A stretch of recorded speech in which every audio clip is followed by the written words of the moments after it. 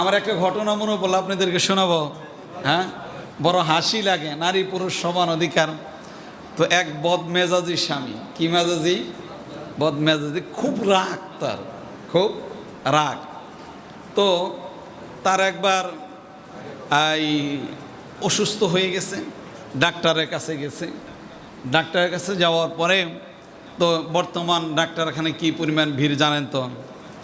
গত 2 দিন আমি আমার আম্মা কিনে মামিসিং ঘোরাফেরা করছি। তো আমার মনে হয় সারা বাংলাদেশের মানুষ সব ডাক্তারখানা চলে গেছে, সব, একজনও বাকি নেই, এত অসুস্থ মানুষ। এটাই বাস্তবতা, অনেক ভিড়। তো লোকটা চলে যাওয়ার পরে একটু খেয়াল করি, চলে যাওয়ার পর ডাক্তার বলছে আপনাকে পেশাবের টেস্ট দিতে হবে, পরীক্ষা দিতে হবে। পেশাব পরীক্ষা কখনো দেখছেন? হ্যাঁ, পেশাব একটা বোতলে কৌটার ভিতরে পেশাব তুলে পরীক্ষা দেয়। তো এই লোকটা আর বসে থাকতে পারতেছে না সেই জায়গায়।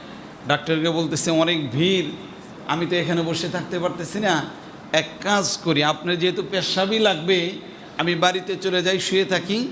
আপনার যখন সময় হবে যে এখন কোনো ভিড় নাই, আমাকে একটু ফোন দেবেন, যেহেতু হসপিটাল আমার বাড়ির কাছেই, বাসার কাছেই, এই জন্য আমি চলে যাই, তখন আমি পেশাব নিয়ে আসবো। শুনুন, ডাক্তার বলছি ঠিক আছে, ভালো কথা, আপনি যান। সে বাসায় চলে গেছে। চলে যাওয়ার পরে আবার মনে থাকবে না, অসুস্থ বেশি হয়ে পড়বে, এজন্য আগে কোটার ভিতরে পেশাবটা তুলে রাখছে। তুলে রাখার পরে খাটের নিচে রাখছে, খাটের নিচে রেখে সে শুয়ে পড়ছে। এদিক দিয়ে স্ত্রী ঘর ঝাড়ু দেওয়ার সময় ঝাড়ুর টুকা লাগে ওই কৌটাটা পরে পেশাব পড়ে গেছে। কি হয়ে গেছে? পেশাব পড়ে গেছে। স্ত্রী চিন্তা করতেছে আমার স্বামী যে বদমেজাজি, সে যদি ঘুম থেকে উঠে দেখে তার কৌটায় পেশাব নাই, তাহলে মোটামুটি পেশাবের বদলতে আমার মোটামুটি আদামরা আমাকে করবে পিঠে। এজন্য সে কি করছে, কৌটাটা সুন্দর করে নিয়ে যায় তার পেশাব কৌটার ভিতরে ভরে দিছে। ভালো হয়েছে না? এখন যাই হোক, কৌটা সেখানে রেখে দিছে।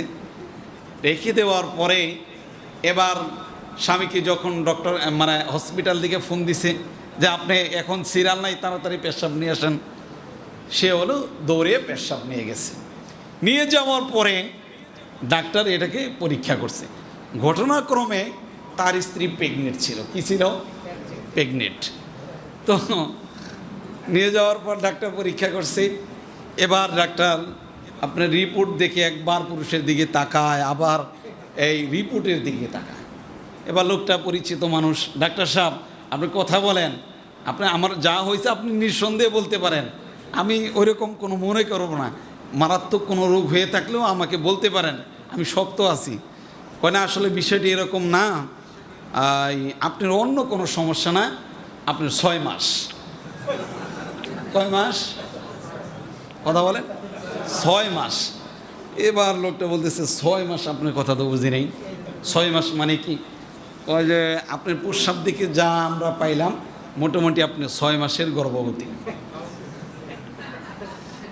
বেচারা খুব চিন্তা করেছে, কি ব্যাপার, 6 মাসে গর্ভবতী মানে কি? সে আবার বাড়িতে চলে গেছে।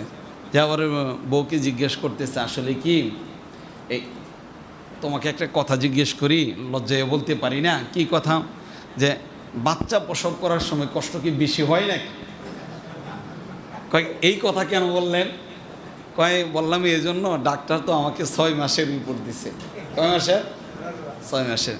তখন স্ত্রী ভয়ে ভয়ে বলতেছে, আসলে ব্যাপারটা এরকম না যে আপনার প্রস্রাবের বদলে আমার প্রস্রাব দিয়েছি। রব্বে কারিম নারী এবং পুরুষদেরকে আলাদাভাবেই বানাইছে, আলাদাভাবে আল্লাহ তারা বানিয়ে দিয়েছে। দুজনই সমান নয়, দুজনই সমান নয়, এটা আল্লাহ তাআলা দিয়ে দিয়েছে। এবার যদি গুলায় ফিলে যদি এই দিকে নারীরা নিজেদেরকে মনে করে যে আমাদের সমান অধিকার দরকার, তাহলে পুরুষের যেই কাজগুলো আছে নারীরা কখনো করতে পারবে না, আর নারীদের যেই কাজ পুরুষও কখনো করতে পারবে না। এটাই বাস্তবতা।